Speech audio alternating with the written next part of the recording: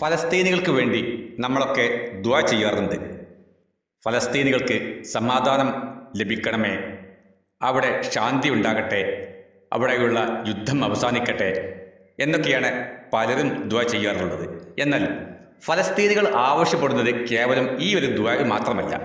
കാരണം അവരുടെ മനസ്സ് എന്താണോ നാം വായിച്ചെടുക്കണം. വല്ല ദുരന്തമോ മറ്റോ ഉണ്ടായി സ്വന്തമായി വീട് തകർന്ന് ഏതോ ഒരു തെരുവിൽ ഒരു ടെൻറ്റ് കെട്ടി ജീവിക്കുന്ന ഒരു വ്യക്തി, ഒരു കുടുംബം, ആ കുടുംബത്തിന് വേണ്ടി സമാധാനം ലഭിക്കണമേ എന്നാണോ നാം ദുആ ചെയ്യുക? അല്ല, പകരം അവർക്ക് വീടുണ്ടാകട്ടെ എന്നാണ്.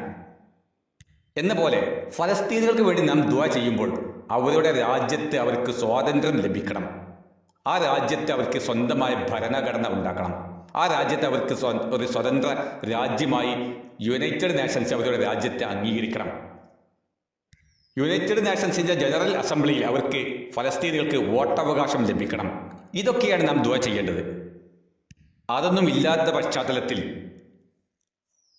ഇനിയും ഫലസ്തീനിൽ ആർക്കും എപ്പോഴും കയറി ചെല്ലാം, ആർക്കും കടന്നാക്രമിക്കാം, ആർക്കും എപ്പോഴും അധിനിവേശം സ്ഥാപിക്കാം. അതുകൊണ്ട് ആ രാജ്യത്തെ ഒരു സ്വതന്ത്ര രാജ്യമായി അംഗീകരിക്കുകയാണ് വേണ്ടത്. അതിനു വേണ്ടിയാണ് നാം പ്രധാനമായിട്ട് ദുആ ചെയ്യേണ്ടത്. ഈ കഴിഞ്ഞ ദിവസം സൗദി അറേബ്യയും ഫ്രാൻസും ഒക്കെ മുൻകൈയെടുത്ത് ഫലസ്തീനിൻ്റെ വിഷയത്തിൽ ഒരു ജനറൽ അസംബ്ലി യുണൈറ്റഡ് നേഷൻസ് സംഘടിപ്പിച്ചു. ഫലസ്തീന് സ്വതന്ത്ര രാജ്യം എന്ന പദവി നൽകുക എന്നുള്ളതാണ് പ്രമേയം. പക്ഷേ ആ പ്രമേയം മുൻനിർത്തി അതിന് അനുകൂലമായി വോട്ട് ചെയ്തത് 142 രാജ്യങ്ങളാണ്. അപ്പോൾ 90% രാജ്യങ്ങളും ഫലസ്തീനു വേണ്ടിയാണ് ശബ്ദിക്കുന്നതെന്ന് മനസ്സിലായി. 12 രാജ്യങ്ങൾ വോട്ടിൽ നിന്ന് വിട്ടുനിന്നു. അതുകൊണ്ട് ഗുണവും ദോഷവുമില്ല.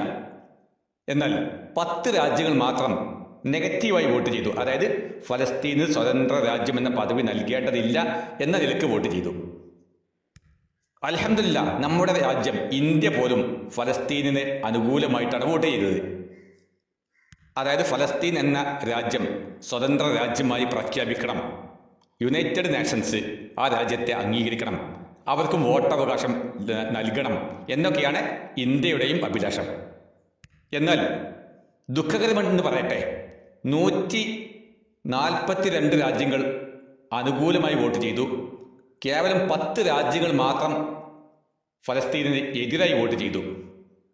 സ്വാഭാവികമായും നമ്മൾ വിചാരിക്കുക, ഇവിടെ 142 രാജ്യങ്ങളാണല്ലോ അനുകൂലമായി വോട്ട് ചെയ്തത്, അതുകൊണ്ട് ഫലസ്തീൻ എന്ന സ്വതന്ത്ര രാജ്യം ഇനി സ്ഥാപിക്കപ്പെടും എന്നാണ്. എന്നാൽ കാര്യം അങ്ങനെയല്ല. യുണൈറ്റഡ് നേഷൻസിൽ വീറ്റോ പവർ ശക്തിയുള്ള 5 രാജ്യങ്ങളുണ്ട്. അതിൽ 1 US, 2 UK, 3 China, 4 France, 5 Russia. ഈ 5 രാജ്യങ്ങൾക്ക് വീറ്റോ പവർ ഉണ്ട്. അതെന്തെന്ന് വെച്ചാൽ, എത്ര ഭൂരിപക്ഷം ഉണ്ടായാലും ഈ 5 രാജ്യങ്ങളിൽ ഏതെങ്കിലും ഒരു രാജ്യം നോ പറയുകയാണെങ്കിൽ ആ ഭൂരിപക്ഷത്തിൻ്റെ പ്രമേയം അവിടെ അംഗീകരിക്കില്ല. അതുകൊണ്ട് 142 വോട്ട് ലഭിച്ചതുകൊണ്ട് കേവലം 10 വോട്ട് കൊണ്ട് പരാജയപ്പെട്ട, അല്ലെങ്കിൽ ഇസ്രായേലിൻ്റെ പക്ഷം നിൽക്കുന്ന ആ 10 വോട്ടുകാർക്ക് എതിരായിട്ട് ഒരു ഫലസ്തീൻ രാജ്യം പ്രഖ്യാപിക്കപ്പെടുമെന്ന് ഒരിക്കലും വിചാരിക്കേണ്ട. കാരണം അമേരിക്ക വീറ്റോ പവറുള്ള രാജ്യമാണ്. അമേരിക്ക ഇവിടെ വിട്ടുനിന്നു.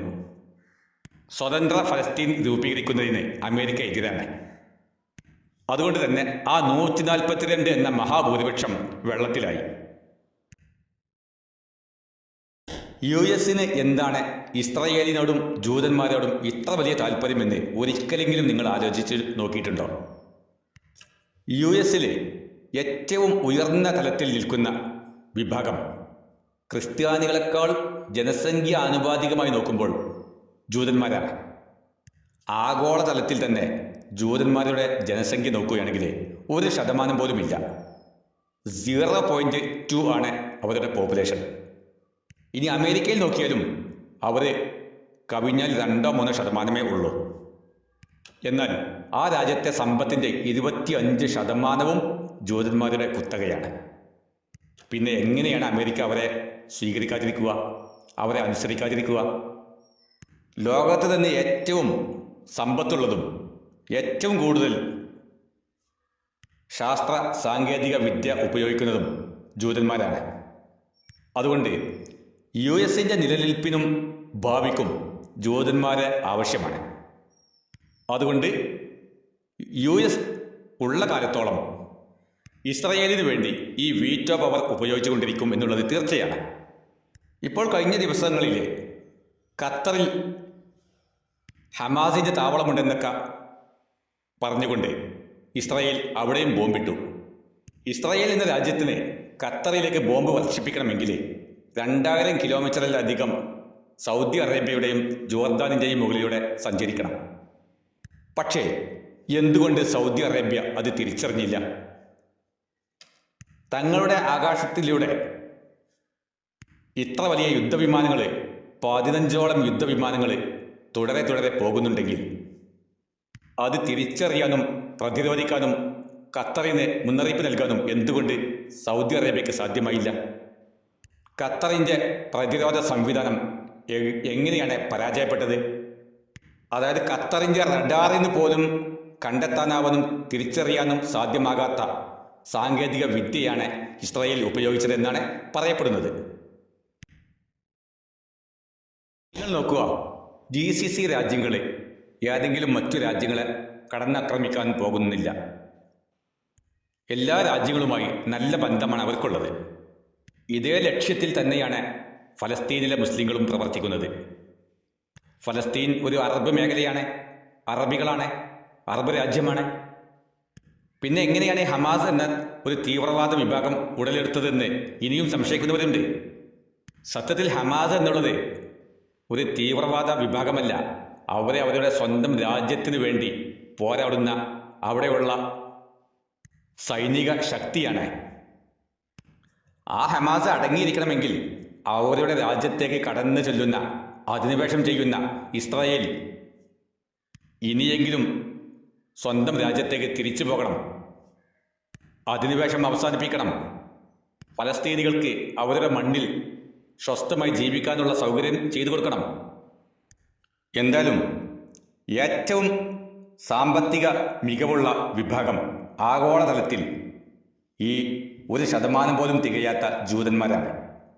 അവരുടെ ഈ പണവും ടെക്നോളജിയും കൊണ്ട് തന്നെയാണ് ലോകരാജ്യങ്ങൾ അവരെ നിരന്തരം വേട്ടയാടിക്കൊണ്ടിരിക്കുന്നത്. സത്യത്തിൽ US പോലും ഇസ്രായേലിൻ്റെ ജൂതന്മാരുടെ ഒരു കേവലം അടിമയാണെന്ന് നമുക്ക് ബോധ്യപ്പെട്ടു. അതുകൊണ്ട് 2 കാര്യങ്ങളാണ് നാം ചെയ്യേണ്ടത്, 2 പ്രാർത്ഥനയാണ് നമുക്കുള്ളത്. ഒന്ന്, ഫലസ്തീനിന് സ്വതന്ത്ര രാജ്യ പദവി നൽകണമേ എന്നാണ് നാം ദുആ ചെയ്യേണ്ടത്. അതായത് യുണൈറ്റഡ് നേഷൻസ് ഫലസ്തീനിനെ ഒരു സ്വതന്ത്ര രാജ്യമായി അംഗീകരിക്കണം എന്നാണ് നാം ദുആ ചെയ്യേണ്ടത്. മറ്റൊന്ന്, പരമാവധി ഇസ്രായേലിൻ്റെ ഉൽപ്പന്നങ്ങൾ ബഹിഷ്കരിക്കുകയാണ് നാം വേണ്ടത്. അല്ലാതെ കേവല പ്രാർത്ഥന മാത്രമല്ല.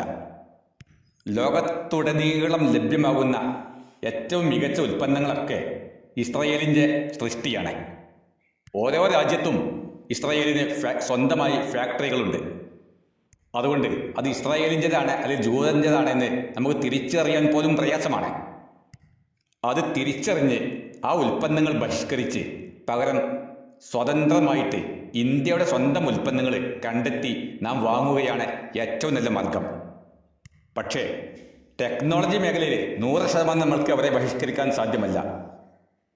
കാരണം നമ്മൾ ഉപയോഗിക്കുന്ന ഇൻ്റർനെറ്റ്, ടെലികമ്മ്യൂണിക്കേഷൻ സിസ്റ്റം പോലും ഇസ്രായേലിൻ്റെ ജൂതന്മാരുടെ ഉൽപ്പന്നങ്ങളാണ്.